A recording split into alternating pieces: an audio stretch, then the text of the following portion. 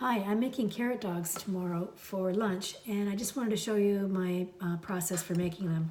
I've already steamed some carrots. I cooked them over boiling water in a steaming basket for between 12 to 15 minutes until they were just barely cooked through. Now, when these cool down, I've just taken them off of the stove. When these cool down, I'm going to put them in this marinade.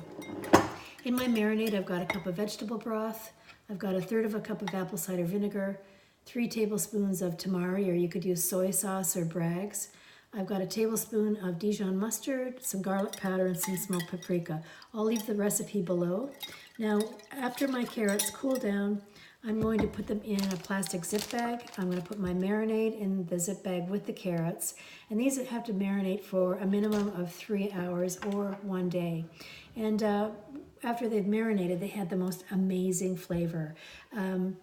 I know that there's a lot of converts for carrot dogs already on Connect. I think that they're fantastic. And you know what the government says? They say that hot dogs cause cancer, and I don't think carrot dogs do.